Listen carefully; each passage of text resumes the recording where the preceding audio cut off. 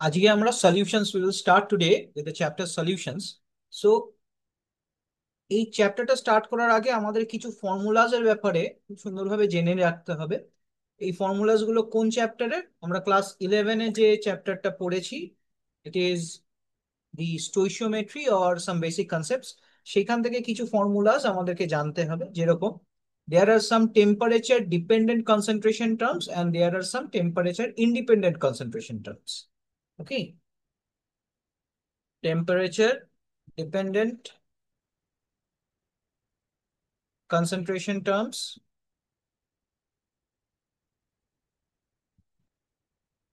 and আরেকটা আমরা যেটা দেখতে পাবো সেটা হচ্ছে টেম্পারেচার ইন্ডিপেন্ডেন্ট।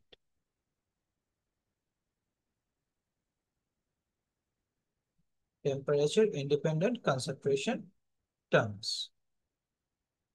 এবার কারা টেম্পারেচার ডিপেন্ডেন্ট হয় আর কারা টেম্পারেচার ইন্ডিপেন্ডেন্ট হয়? মেনলি তারাই টেম্পারেচার ডিপেন্ডেন্ট হয় যাদের কিনা কনসেন্ট্রেশন টার্মস এর মধ্যে ভলিউম অফ দ্য সলিউশনের একটা প্রায়োরিটি আছে, মানে like molarity which is number of moles per unit volume per unit liter of the solvent, ওকে, বা সলিউশন। তো এরকম যে জিনিসগুলো আছে তারা হচ্ছে concentration temperature dependent concentration terms. On the other hand, যারা কিনা কোনো রকম ভাবে কোনো ভলিউমের সাথে ডিরেক্টলি কানেক্টেড নয়, যেরকম মোলালিটি, ঠিক আছে, তো number of moles per KG of solvent, এরকম টাইপের কনসেন্ট্রেশন টার্মস গুলো আমরা কি দেখবো? They are temperature independent. So to begin, এটার মধ্যে আমরা কিছু ভাগ করে নেব। Suppose I have mass percentage, okay, mass percentage, or আমরা এটাকে কি বলি? Weight by weight, we can also call it as a weight by weight. So বা percentage of weight by weight, এরকম করেও আমরা বলতে পারি। So what is the formula of this? Percentage of weight by weight হচ্ছে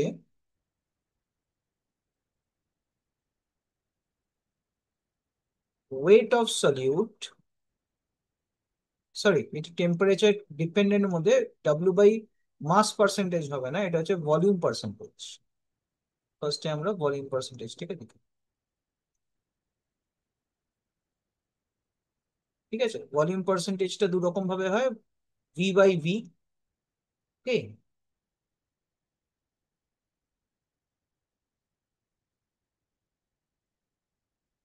তাহলে আমরা লিখবো এখানে volume of the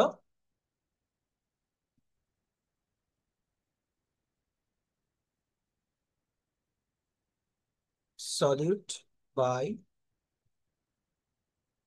volume of the solution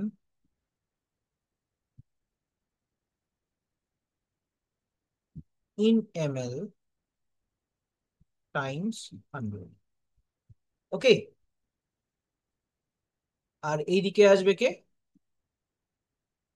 আমরা দেখতে পাবো এইদিকে ওই ইন্ডিপেন্ডেন্ট, যেহেতু তার জন্য এটা মাস পার্সেন্টেজ হবে,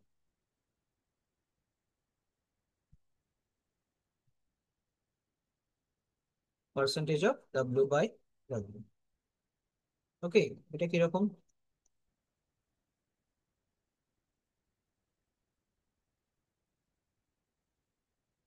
weight of solute by weight of solution times 100, ওকে। এটা কিন্তু ইন গ্রামস, ঠিক আছে, এটা ইন গ্রামস হবে। সেকেন্ডলি আর একটা হয় যেটাকে আমরা বলি percentage of weight by volume.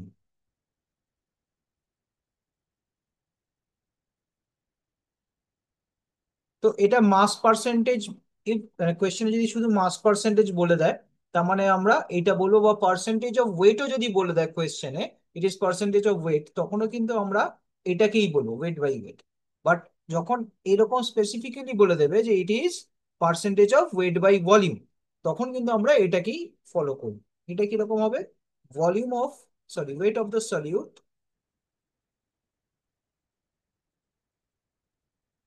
By volume of solution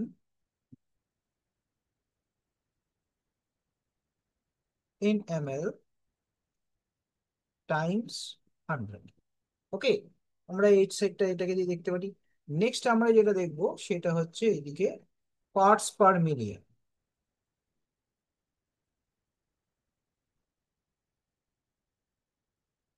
parts per million. Parts per মিলিয়নে কি আছে? পিপিএম। পার্টস পার মিলিয়নকে আমরা কি বলি?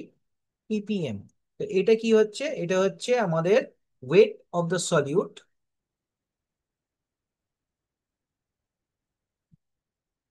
Wait of solute by weight of solution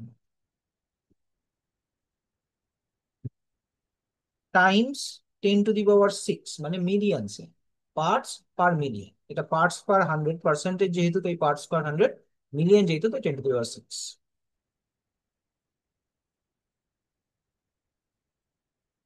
third, এদিকে আমরা যেটা পারবো সেটা হচ্ছে আমরা বলবো মোলারিটি।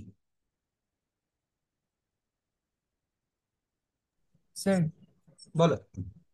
ওই percentage of weight by volume ওইগুলো যখন কোশ্চেনে দেয়, মানে বলে দেয় 25% ওয়েট বাই ওয়েট অথবা twenty five twenty percent five percent volume by. বলে দেয় তাহলে 25% বাই ওয়েট, যদি বলে তাহলে মাস পার্সেন্টেজ। 25% বাই ওয়েট মানে হচ্ছে মাস পার্সেন্টেজ। ওকে, এরকম। না স্যার, ওইগুলো কনসেন্ট্রেশনের হিসাবে কিভাবে লেখে? কনসেন্ট্রেশন আমাদের ওয়েট বাই ভলিউমে একটা, এটাও একটা concentration term.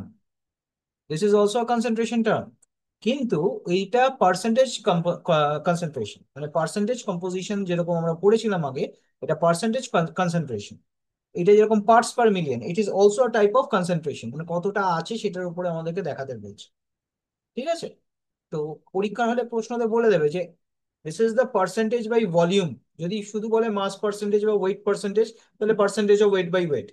Percentage of weight by volume যদি মেনশন করা থাকে, W/V যদি মেনশন করা থাকে, তখনই আমরা এই ফর্মুলাটা ইউজ করব, যেটা এখানে লিখলাম, weight of solid by volume of solution in ml times 100। ঠিক আছে?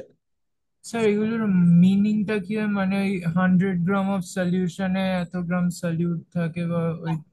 100 গ্রাম অফ, হ্যাঁ সেটা হচ্ছে ওই, সাপোজ আমাকে বললো যে 25% H2SO4 আছে, তাহলে আমি বলবো in total 100 gram of the solution, 100 gram of the solution, 25 gram is our H2SO4, the rest is water.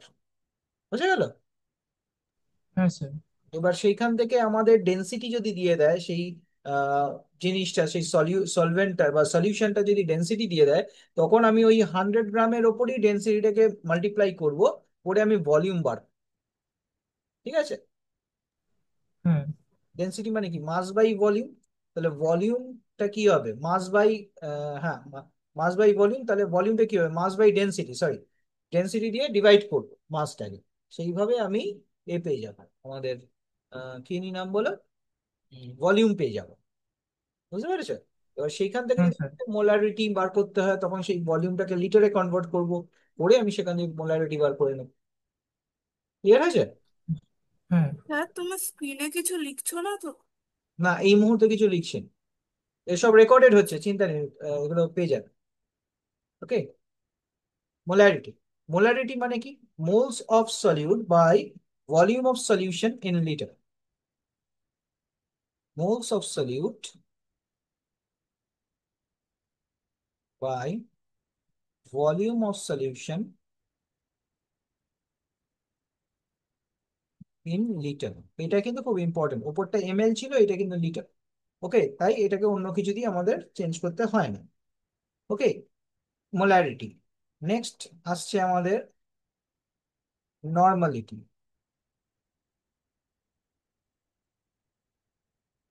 Normality কি? জিনিসটা মোলারিটির মতন কিন্তু একদমই না, একটু আলাদা, অনেকটাই আলাদা, একটু না অনেকটাই আলাদা। এখানে মোলস অফ সলিড, ওখানে হচ্ছে গ্রাম ইকুইভ্যালেন্স অফ সলিড। ঠিক আছে?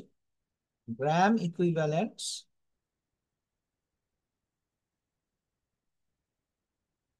Of solute by volume of solution in litre.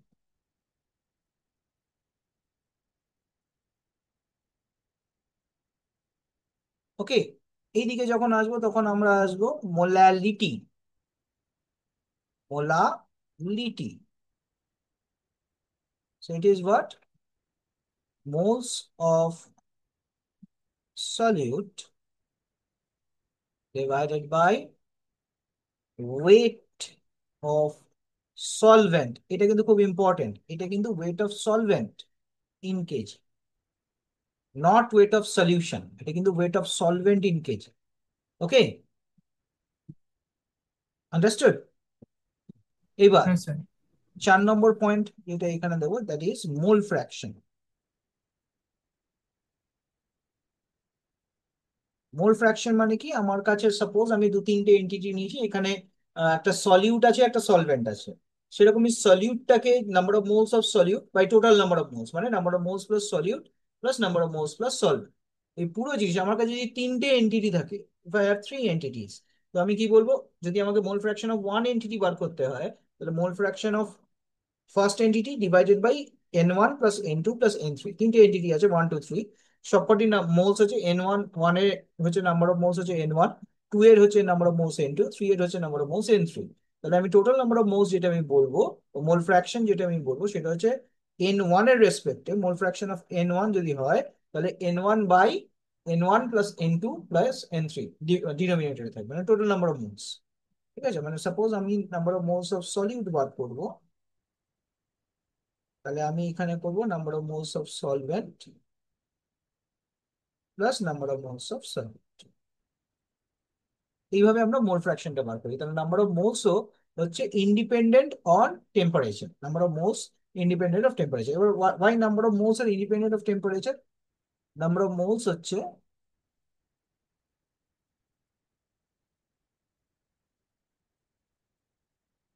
Wait taken by molecular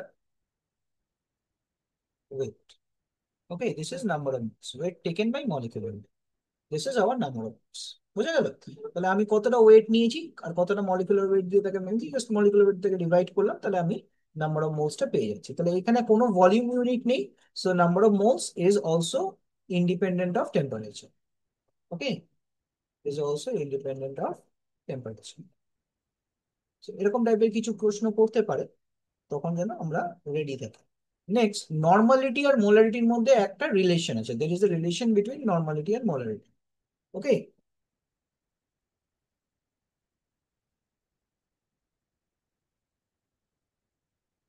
between normality and molarity. So what is the relation? এই রিলেশনটা খুব ইম্পর্টেন্ট, কারণ ক্লাস 11-এ আরেকটা চ্যাপ্টার আছে যেটা হচ্ছে রেডক্সের থেকে আমরা বার করি, টাইট্রেশন চ্যাপ্টার। এই টাইট্রেশন বা ভলিউম ক্যালকুলেশন, ভলিউমের যে চ্যাপ্টারটা আছে, সেখানে এই জিনিসগুলো খুব ইম্পর্টেন্ট বোঝার জন্য থাকে, যে কে কতটা ইকুইভ্যালেন্সি দিয়ে আমরা জিনিসটাকে করতে পারি। যেরকম, আমরা এখন পুরোটা এক্সপ্লেন করছি না এখন এই মুহূর্তে, বাট যারা যাদের বায়োলজি আছে তারা জানো যে রেসপিরেশনের একখানা মেকানিজমস আছে, একটা ফরমেশন হয়, how oxygen comes in to the respiratory track, সেইখান থেকে কি করে কার্বন ডাই অক্সাইড রিলিজড হয়।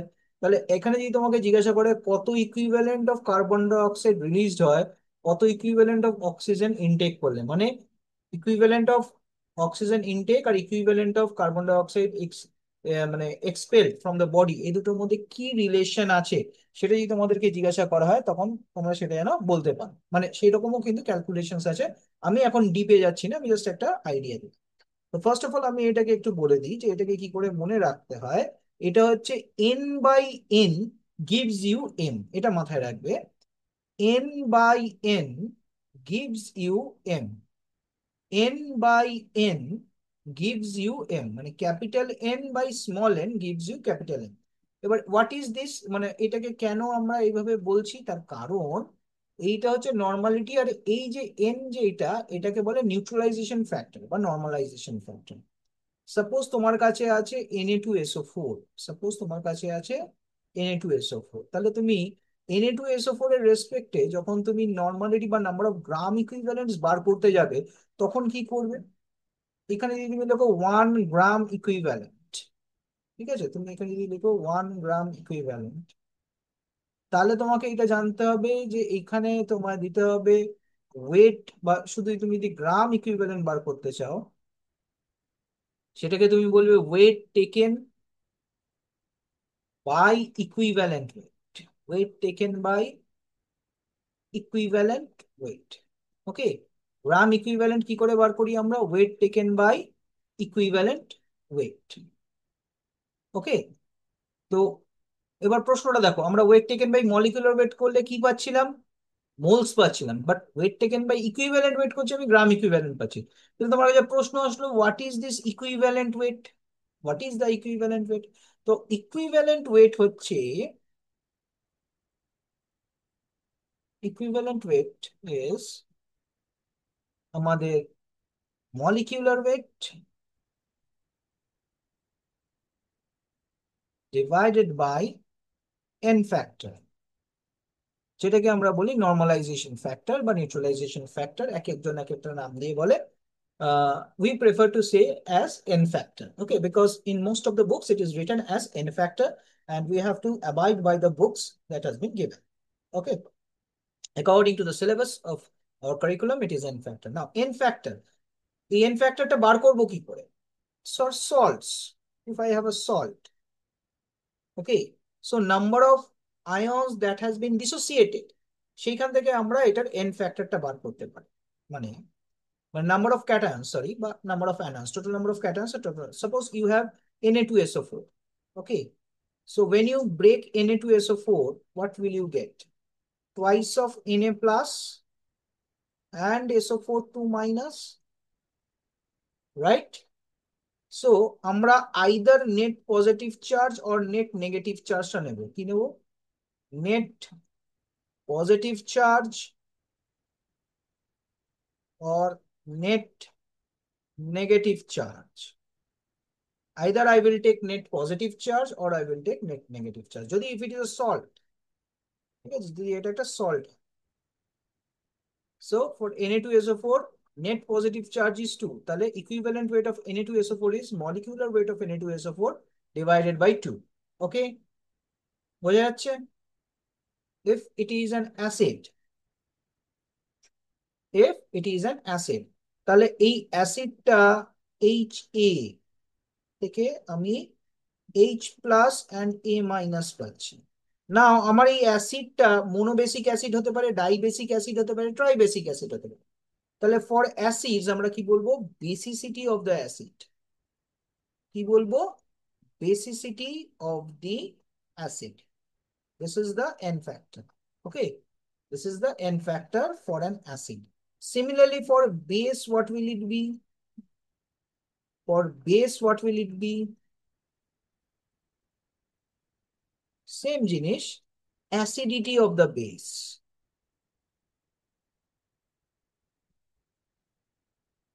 Acidity of the base.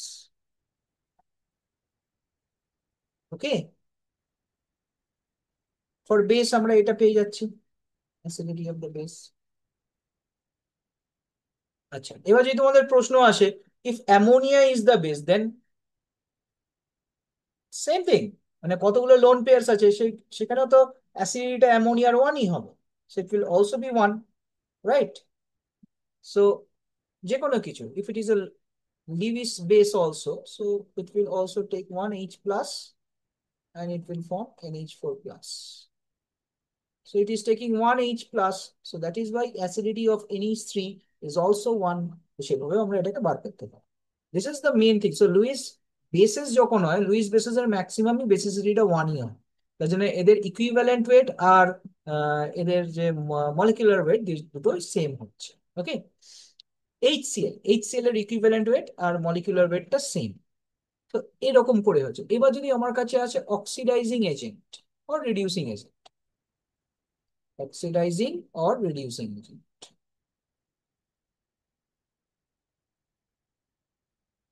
যদি আমাদের কাছে এরকম থাকে, অক্সিডাইজিং এজেন্ট মানে কি? যে অন্যের কাছ থেকে ইলেকট্রন নিয়ে নেয়, the one who tax electron from the other elements is termed as oxidizing agent, and the one who gives electron to an element and itself get oxidized is known as a reducing agent.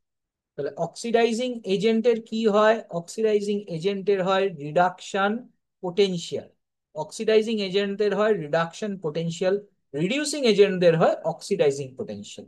এটা কিন্তু খুব important. Oxidising এজেন্টদের হয় reduction potential আর reducing এজেন্টদের হয় oxidation potential. ঠিক আছে, এইভাবে মাপতে হয়, ওই জিনিসটাকে বুঝতে হয়, দুজনেরই তো সেম জিনিস আমরা ইলেকট্রোকেমিস্ট্রিতে এইটা আরেকবার যখন করব তখন আরো খুব সুন্দরভাবে জিনিসটাকে এক্সপ্লেন করে দেবো। সবারই যে কোনো একটা দিয়ে আমরা করতে পারি, বাট অক্সিডাইজিং এজেন্টটাকে আমরা তাদের পাওয়ারটাকে বলি অ্যাজ এ রিডাকশন পোটেনশিয়াল। ঠিক আছে, রিডাকশন পোটেনশিয়াল মানে সে নিজে কতটা রিডিউস হতে পারে অন্যকে অক্সিডাইজ করতে। আর রিডিউসিং মানে কি, সে অন্যকে কতটা রিডিউস করছে। রিডিউসিং এজেন্ট মানে আমি কাউকে কতটা রিডিউস করছি, মানে আমি নিজে কতটা অক্সিডাইজ হতে পারছি, আমি কতটা মহান হচ্ছি, সেটা রিডিউসিং এজেন্ট। আর আমি অন্যকে কতটা হেল্প করছি, সেটা হচ্ছে অক্সিডাইজ। বোঝা গেল ব্যাপারটা? এবার এই অক্সিডাইজিং এজেন্ট বা রিডিউসিং এজেন্ট যদি হয়, এদের এন ফ্যাক্টর হচ্ছে number of electrons oxidising agent হলে টেকেন, রিডিউসিং এজেন্ট হলে রিলিজড। ওকে, অক্সিডাইজিং এজেন্ট হলে টেকিং, রিডিউসিং এজেন্ট হলে released. So this is the N factor. Understood? এটা বোঝা গেছে পুরোটা কি করে হলো এন ফ্যাক্টরটা? সো আমার কাছে যদি K2Cr2O7 থাকে,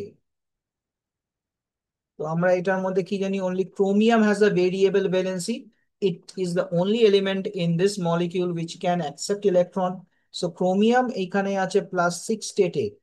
ওকে, সো আর আমার কাছে দুটো ক্রোমিয়াম আছে +6 স্টেটে, এখান থেকে দুটো ক্রোমিয়াম যাবে +3 স্টেটে। So it will take 6 electrons to come to this for +3 state. Each will take 3 electrons, and total 6 electrons will be taken by this molecule. So n factor for K2Cr2O7 is 6. Similarly, যদি আমাদের কাছে KMnO4 থাকে, the oxidation state of manganese is +7, and it will take 5 electrons to reach to this Mn+2 state. Okay, and so the n factor here will be 5 because 5 electrons have been taken. Similarly, যদি আমার oxalic acid থাকে, so it will give out some electrons to come to the carbon dioxide state. Okay, so এইরকম করে করে করে করে আমাদেরকে বুঝতে হবে। আন্ডারস্টুড কিভাবে আমরা জিনিসটাকে নিয়ে এগোচ্ছি? সো এই this is the thing that we have to understand, যে কোথা থেকে আমরা কোন জায়গাটা যাচ্ছি। হয়ে গেল। এবার দেখো, আমরা যেটা এখানে বলেছি, the thing that we have mentioned is n by n gives you m. Why is it so? So number of gram equivalent is weight taken by equivalent weight. Equivalent weight is molecular weight by n factor. তুমি just এখানে এটাকে put করে দাও। Sorry, আমি নিচেই করছি।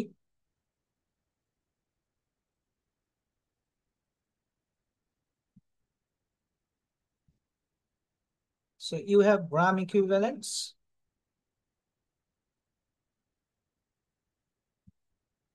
and here you will write here weight taken, sorry, by equivalent weight. Then in place of equivalent weight, you will write molecular weight divided by n factor. N factor will go up. So gram equivalents equals to weight taken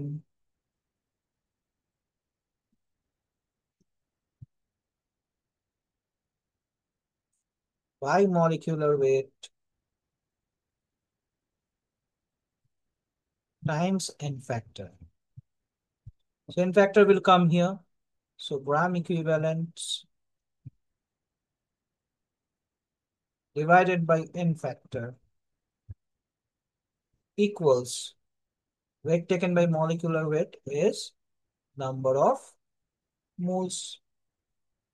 Okay, এই জায়গাটা বুঝতে পারলে?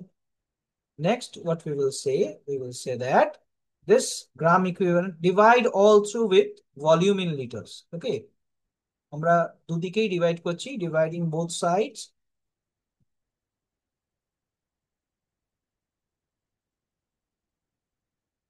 by volume in liters.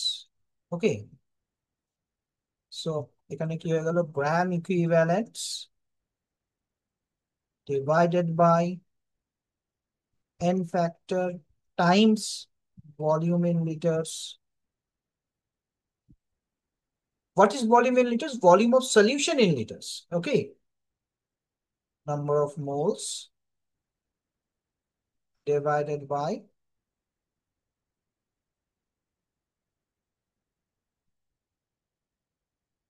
volume in liters. So gram equivalent by volume in liters is normality. So normality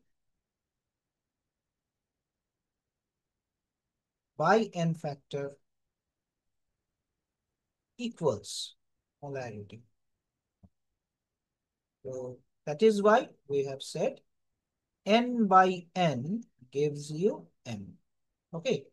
আমি এতটা লিখলাম, এটা proof করার দরকার নেই, বাট জাস্ট মনে হলো, সো আমরা একটুখানি দেখে নিই, ঠিক আছে।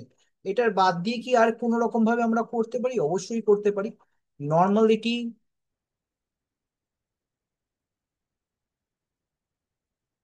Times equivalent mass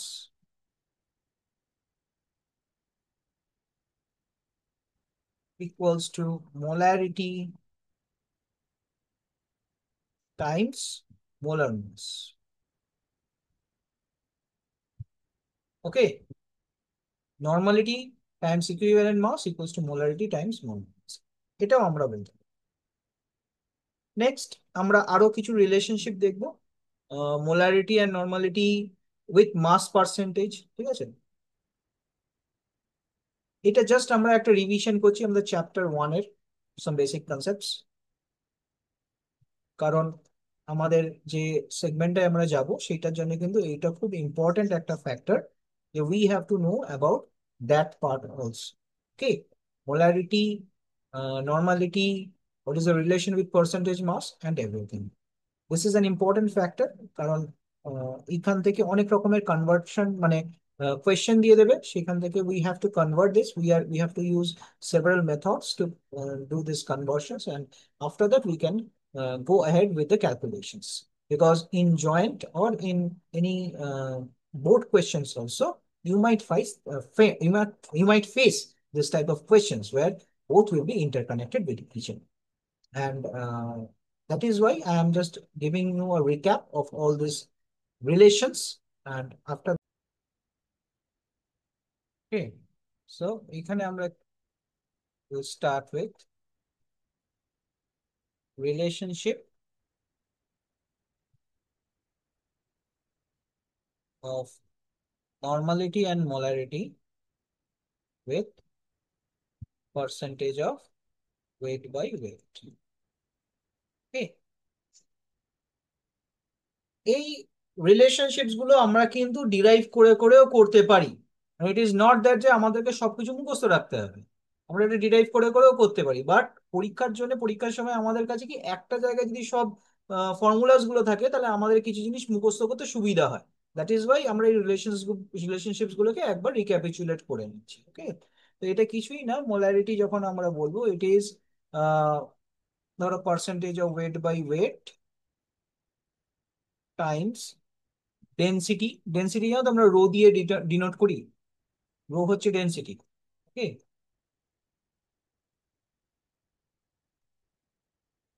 Times 10 divided by molecular mass of the solute.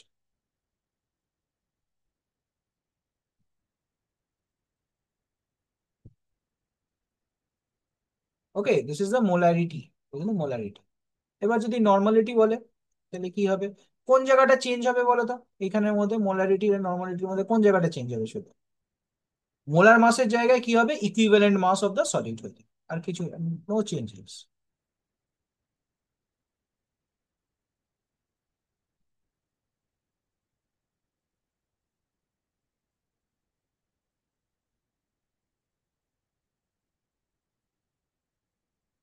Equivalent mass of solid, আর কোনো চেঞ্জেস আসবে, জাস্ট এইটুকুনি চেঞ্জ।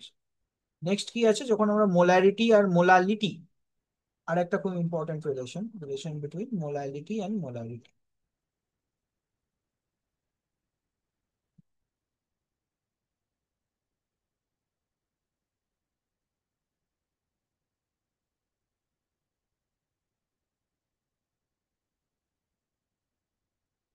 ওকে, মোলারিটি আর মোলালিটির মধ্যে রিলেশন। সো এই রিলেশনটা কি আছে, ধরো মোলালিটি হচ্ছে 1000 times molarity divided by 1000 times density minus molarity times molecular weight of solute। Okay, এইটা হচ্ছে টোটালটা ফর্মুলা। ওকে, নেক্সট আমরা রিলেশন যদি বার করতে হয়, রিলেশন বিটুইন মোলালিটি, এটা capital M, small M. Okay, molality and mole fraction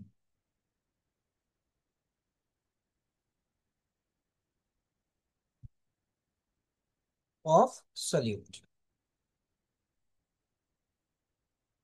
okay, mole fraction of solute কে আমরা এক্স বি অনেক জায়গায় ধরে, so we can also take it to as X B. Okay, নাও আমরা দু রকম ভাবে এটাকে বার করতে পারি। ওয়ান ফর্ম, এক্স বিটাকে যদি আমরা বার করতে হয়, তাহলে molarity into molecular weight of solvent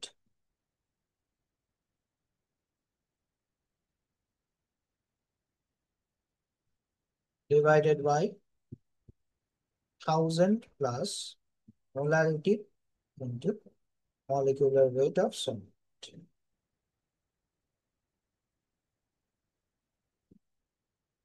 this is one form.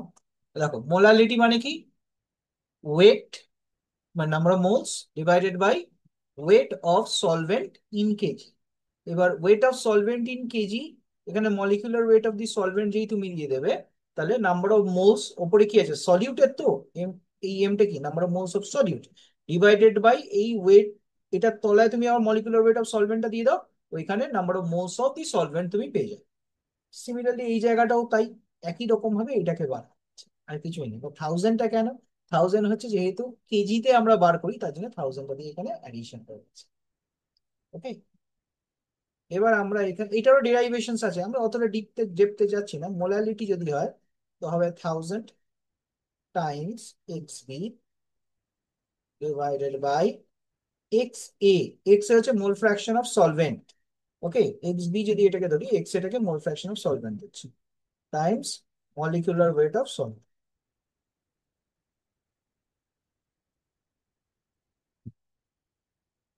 ওকে, তো আমাদের কিছু ডাইলিউশন ফর্মুলা হয়। ডাইলিউশন ফর্মুলা মানে কি, I have a concentrated solution, এই কনসেন্ট্রেটেড সলিউশনটা থেকে I will make some less concentrated solution or dilute solution। So আমি ওই যে ডাইলিউট সলিউশনটা বানাবো, সো ডাইলিউট সলিউশনটা কতটা ভলিউমের মধ্যে আমি বানাতে চাই সেটা। সাপোজ আমার কাছে আছে 10 নর্মাল এর একটা সলিউশন বা 36 নর্মাল, মানে এগুলো কখন ইউজ করা হয় ম্যাক্সিমাম আমরা যখন ল্যাবরেটরিতে বা প্র্যাকটিক্যাল অ্যাপ্লিকেশনে, যখন আমরা একটা কনসেন্ট্রেটেড সলিউশন থেকে মানে অ্যাসিডের থেকে আমরা ডাইলিউট অ্যাসিড বানাতে চাই। কনসেন্ট্রেটেড অ্যাসিড যেটা আমরা ল্যাবরেটরিতে পাই সেটা হচ্ছে 36 normal. Concentrated acid in our laboratory like H2SO4, concentrated sulfuric acid is 36 normal. Concentrated nitric acid is 18 normal. Concentrated hydrochloric acid is 12 normal. তো প্রত্যেক কটা আলাদা আলাদা নর্মালিটিতে থাকে। তো এই আলাদা আলাদা নর্মালিটি যখন আমরা জিনিসগুলোকে পাই, সেখান থেকে আমাদেরকে কি করতে হয়, তাদের থেকে অন্য সাপোজ ওয়ান নর্মাল সলিউশন বানাবো, টু নর্মাল সলিউশন বানাবো। তো মানে কি আমি কনসেন্ট্রেশনটা কমাচ্ছি। ডাইলিউশন মানে কি কনসেন্ট্রেশন কমানো। Dilution means we are diluting the concentration, we are reducing the concentration। So এখানে অ্যাসিডের কনসেন্ট্রেশনটাকে আমরা রিডিউস করছি, আমরা বেসের কনসেন্ট্রেশনটাকে রিডিউস করতে পারি, anything we are, it is all because মানে এই পুরো জিনিসটাকে আমরা কি দেখাচ্ছি যে আমরা এইগুলোকে সব রিডিউস করছি। ঠিক আছে, we are reducing the formula, so এই reducing the concentration strength of the acid or the base. তো এইখান থেকে আমরা তার জন্য কি করতে পারি, ডাইলিউশন ফর্মুলা ডাইরেক্ট আমরা ইউজ করতে পারি। Okay, so from here we can say this is a dilution formula. Okay, এখানে ঠিক ভালো লাগছে না, এখানেই থাকবে না। সো এই ডাইলিউশন ফর্মুলা দিয়ে আমরা কি করব, আমরা এখান থেকে বার করব আমার কাছে M1 V1 equals to M2 V2। এই যে প্রথম যে এমটা বা যে কোনো একটাকে আমাদের কনসেন্ট্রেটেড সলিউশনেরটাকেই ধরে নিতে হবে, সেখান থেকে ডাইলিউট হয়ে যাচ্ছে। এটা যেরকম আমরা P1 V1 equals to P2 V2 পড়েছিলাম বয়েলস লতে। আমরা যখন বয়েলস ল পড়েছিলাম, ধরো ক্লাস 10-এ তোমরা পড়েছো বয়েলস ল, বা 11-এও পড়তে পারো। বয়েলস ল, চার্লস ল, এগুলো যখন আমরা পড়েছিলাম, তখন কিন্তু P1 V1 equals to P2 V2 ছিল। ঠিক সেরকমই ডাইলিউশন ফর্মুলাটা হচ্ছে M1 V1 equals to M2 V2। But সেখানে P is inversely proportional to এটা ছিল। হ্যাঁ রূপস্মিতা, কিছু বলছো? হ্যালো?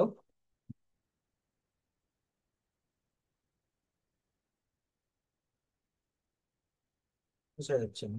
ওই দিক থেকে মোছা হলো, এখানে মোছা যাবে। সো এবার আমরা এখানে কি দেখতে পাচ্ছি, M1 V1 equals to M2 V2 আছে। সিমিলারলি যদি নর্মালিটিতে হয়, তাহলে N1 V1 equals to N2 V2। ওকে, এইভাবে কিন্তু আমরা বার করতে পারি। So this is the dilution formula.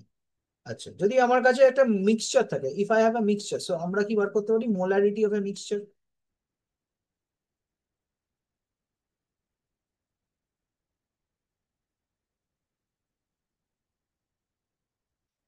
So sorry,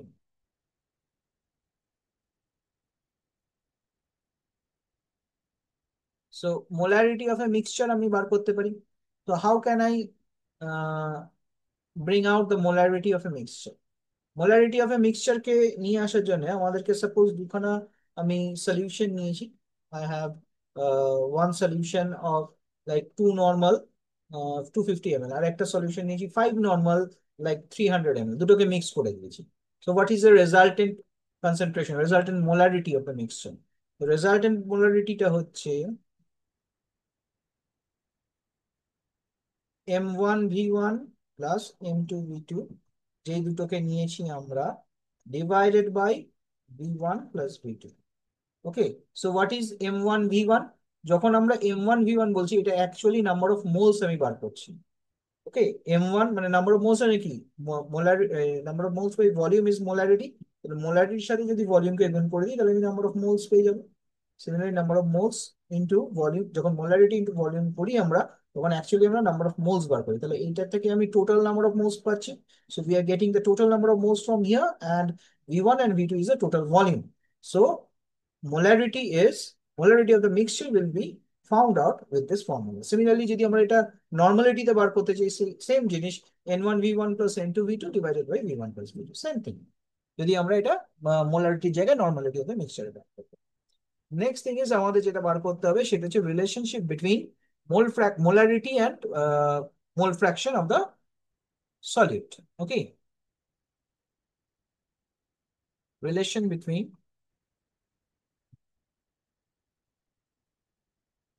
molarity and mole fraction of solute। Okay, so similarly এটাকে আমরা XB হিসাবে ধরে নিই। ঠিক আছে, আগেরটাও আমরা XB ধরেছি, এখানেও আমরা XB হিসাবেই ধরে নিচ্ছি।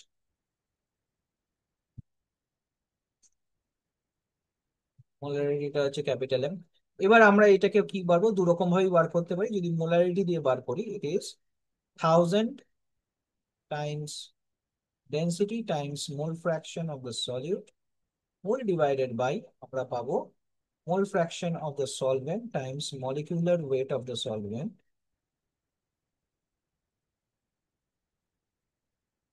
plus mole fraction of the solute times molecular weight of the solvent.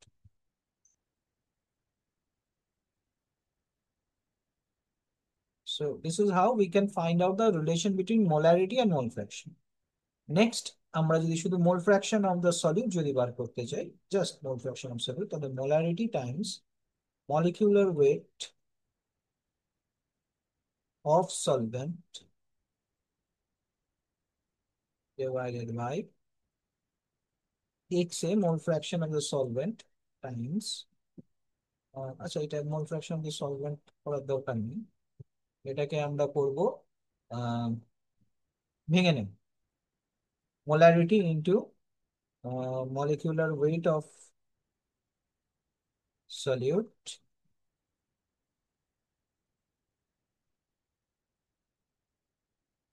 molecular weight of solvent minus molecular weight of solvent.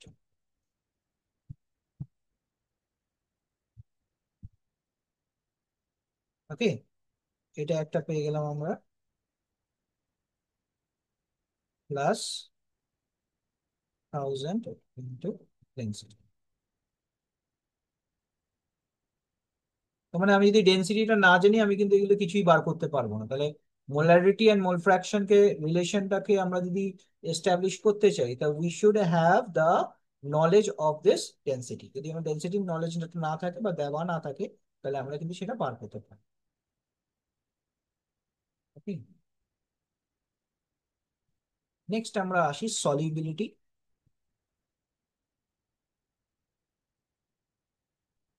Of solid. ওকে, আচ্ছা বলো সলিউট কত রকমের হয়? সলিউট বেসিক্যালি তিন রকমের হয়। এক সলিউট হচ্ছে যেটা সলভেন্ট নয়, মানে যেটা মানে which is not in excess. The thing which is in excess, it can be termed as a solvent. এবার এই সলভেন্টটা আমরা ওয়াটার ম্যাক্সিমাম ধরে নিই। কিছু কিছু জায়গায় অন্যান্য সলভেন্ট ইউজ করা হয়, লাইক অনেকটা যদি তুমি ইথানল নিয়ে নাও, that can also be used as a solvent. কিছু কিছু জায়গায় hexane can be used as a solvent. Okay, কিছু কিছু জায়গায় ক্লোরোফর্ম। যখন আমরা অর্গানিক কেমিস্ট্রির ল্যাবরেটরির কথা বলি, তখন আমরা solvent as a chloroform, hexane. যে অয়েলটা যে এক্সট্রাকশন হয় না, অয়েল, যখন আমরা অয়েল এক্সট্রাকশন করি ফ্রম লাইক সিসেমি সিডস অথবা সানফ্লাওয়ার সিডস অথবা মাস্টার্ড সিডস, যখন সেটাকে বার করা হয়, অনেক জায়গায় এটা করা হয়। সেটাকে না মানে প্রথমে ভালো করে থেতো করে নিয়ে বা কিছু করে নিয়ে পিষে নিয়ে সেখান দিয়ে কি করছে, হেক্সেন দিয়ে সেটাকে এক্সট্রাক্ট করছে, মানে তাকে হেক্সেন দিয়ে ফোটাচ্ছে, অনেকবার করে বয়েল করছে, রিফ্লাক্স করছে। আগের দিন রিফ্লাক্সের কথাটা বলছিলাম, রিফ্লাক্স করছে। তো রিফ্লাক্স করার জন্য সেখান থেকে কি হচ্ছে, অয়েল কন্টেন্টটা বেরিয়ে আসছে। এইভাবে অনেক সময় করা হয়। বেসিক্যালি এগুলো প্ল্যান্টের থেকে মানে লিফের থেকে করলে সব থেকে বেশি ভালো হয়, বাট সিডস এর থেকেও অনেক সময় করা হয়। ঠিক আছে, তার জন্য অনেক সময় আমরা দেখবে অনেক অ্যাডভার্টাইজেও এখন অনেকে বলছে যে কিছু হেক্সেন সেখানে মিশিয়ে আছে এই অয়েলের মধ্যে। Hexane is also carcinogenic in nature. Hexane কিন্তু cancer cause, like benzene, hexane can also cause cancer. But হ্যাঁ, মানে তার প্রবাবিলিটি মানে এফেক্টিভলি সে ক্যান্সার ফর্ম করাচ্ছে এরকম পার্সেন্টেজটা হয়তো অনেকটা কম, but com.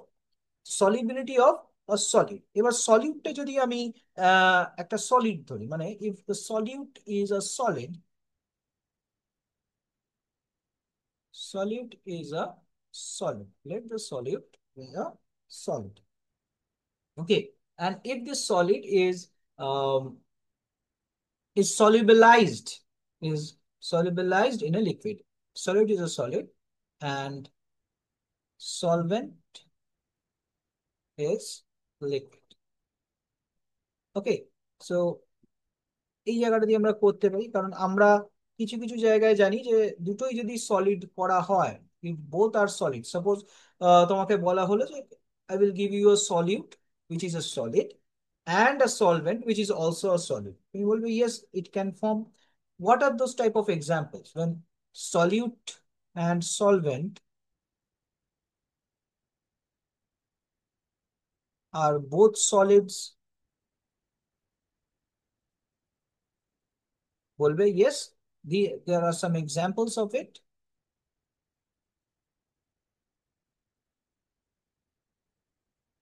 These are known as alloys. Bimetallic strip, ঠিক আছে, যে কোনো আমরা অ্যালয় পড়েছি না, যে এটা যেরকম ধরো ক্লেমেনশন রিডাকশন বা অ্যালয়েজ এর ব্যাপারে পড়েছি, যে জিঙ্ক জিঙ্ক মার্কারি অ্যামালগামটা আমরা দিই, which is that is an amalgam, sorry, ওইটা হচ্ছে অ্যামালগাম। তো ওইখানে আমরা বলতে পারি ওইটা একটা ফর্ম, বাট অ্যালয়েজ হচ্ছে বাইমেটালিক স্ট্রিপ হচ্ছে একটা অ্যালয়। অ্যালয়েজ আর দেয়ার। নেক্সট আরো অনেক জায়গা হয়, যেরকম কপার ডিজলভ ইন গোল্ড, সেটাও আমরা ধরতে পারি। This are forms of this. But যদি সলিউটটা হয় সলিড আর সলভেন্টটা হয় লিকুইড, এটাও তো হতে পারে সলিড অ্যান্ড লিকুইড। এটা কি?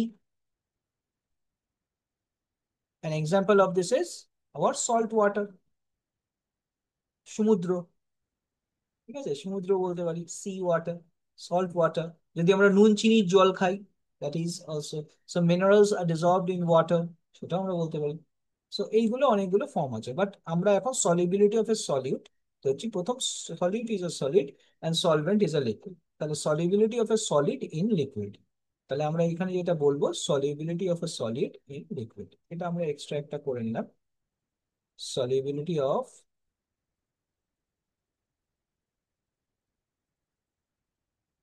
Solid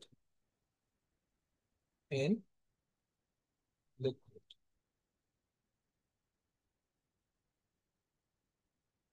okay, solubility of solid in liquid, এটা যখন আমরা করছি কি বলবো আমরা? আমরা বলবো maximum amount of substance that can be dissolve in a specific amount of solvent, সেটা এট a স্পেসিফিক টেম্পারেচার, সেটাকেই আমরা বলবো সলিবিলিটি। তো solubility of solids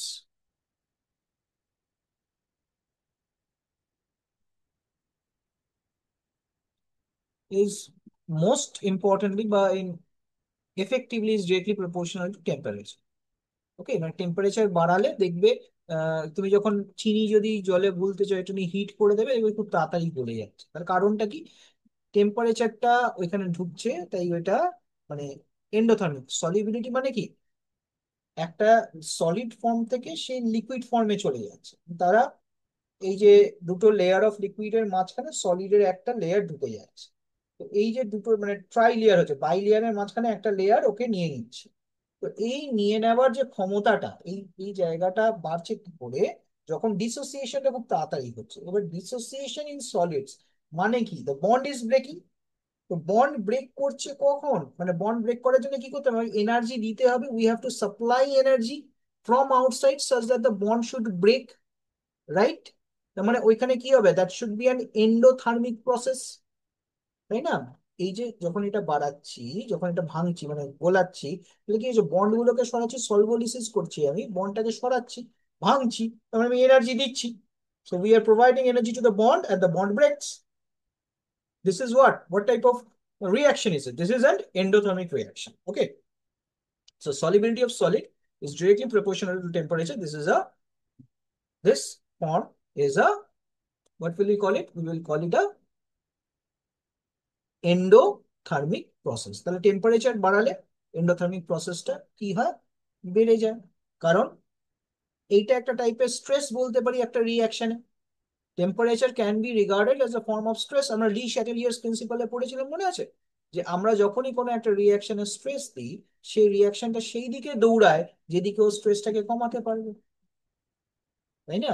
কোনো একটা রিয়াকশন ধরো এক্সোথার্মিক, আমি যদি সেখানে টেম্পারেচার দিতে থাকছি, তো কোন দিকে যাবে? টেম্পারেচার বাড়ছে একটা দিকে, আমি আরো টেম্পারেচার দিচ্ছি, তার মানে কি, ও সেই দিকে যাবে সেই যেই দিকে ওর টেম্পারেচারটা ইউটিলাইজ হচ্ছে, অ্যাবজর্ব হচ্ছে, তার মানে ব্যাক সাইডে যাওয়ার চেষ্টা করে। বোঝা গেল? কারণ ওরা টেম্পারেচারটাকে অ্যাবজর্ব করবে। তার মানে exothermic রিয়াকশনে, in an exothermic reaction when we are giving temperature, the reaction will move backward, and when in an endothermic process we are applying temperature, তাহলে রিয়াকশনের উপরে স্ট্রেস আসছে, তাহলে ও সেই দিকে যাবে যেই দিকে টেম্পারেচারটা রিলিজ হবে। It will go the sir equilibrium attend করতে চাইবে। exactly, ঠিক আছে? তাহলে আমরা এখানে কি বলবো? Polar solutes dissolve polar solvents and non polar solutes dissolve non polar solvents. এটাও আর একটা জিনিস, যে আমরা যতই হিট দিই না কেন, আমরা তেলের মধ্যে নুনকে গোলাতে পারবো না। আমরা যদি তেলের মধ্যে নুন দিয়ে ফোটাতেই থাকি, কোনোদিনও তেলের মধ্যে নুনটা গুলে যাবে না, কারণ those two are unlike pairs. তার মানে আমরা এখানে আরেকটা জিনিস বলতে হবে, polar dissolves polar, okay, non polar dissolves non polar. Okay, and non-polar dissolves non-polar. ঠিক আছে, মানে polar solvent dissolves polar solute, non-polar solvents dissolves non-polar solvents. Okay, এই জিনিসটা কিন্তু আমাদের জানতে হবে। নেক্সট যেটা আমরা করবো, এফেক্ট অফ টেম্পারেচার, এইমাত্র বললাম যে টেম্পারেচার মানে কি, if dissolution process is endothermic,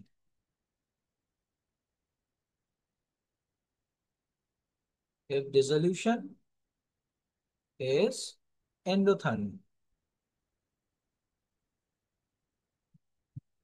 মানে del H is greater than 0, solubility increases with rise in temperature.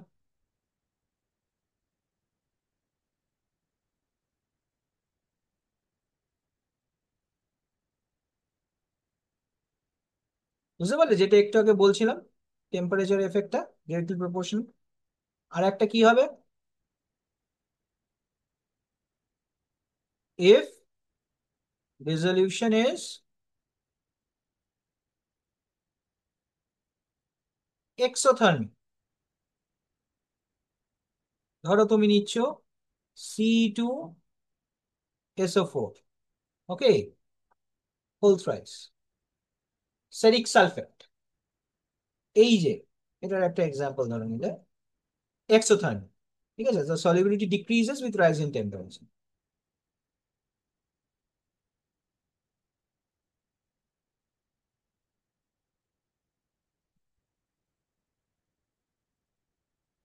Decreases with rise in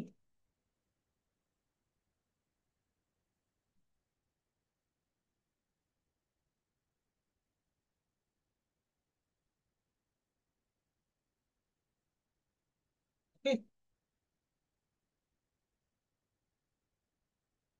বুঝে গেল? Sir. Similarly effect of pressure কি কিছু আছে?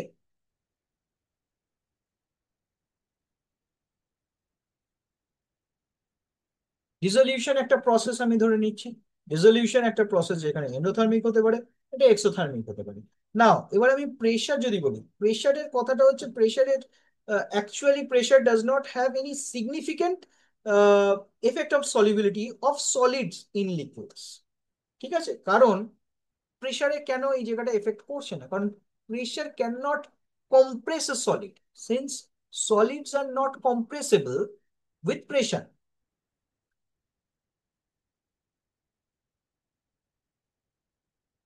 are not compressible with pressure. So the effect of pressure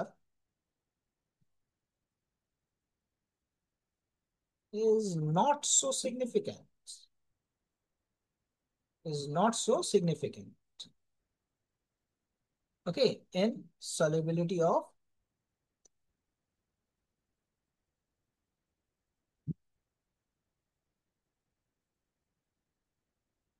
solids and liquids.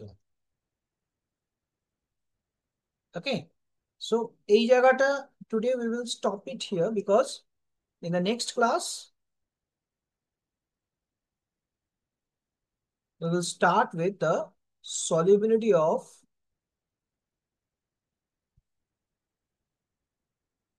gases in liquids. This is actually Henry's law. Okay, and from here we will go to the Raoult's law, which is means an advanced version of Henry's law, or you can say it is a more of a generative form of an Raoult's law, or sorry, of Henry's law. So এটা আমরা next ক্লাসে করবো, so we will start Henry's law in our next class. আজকে আমি এখানে off করবো। Okay, bye bye. Any doubts? কোনো doubt আছে? Hello, any doubts? না স্যার। ওকে, তাহলে আজকে আমরা এখানে ক্লোজ করছি। Next day will start with this. Okay, bye, good night.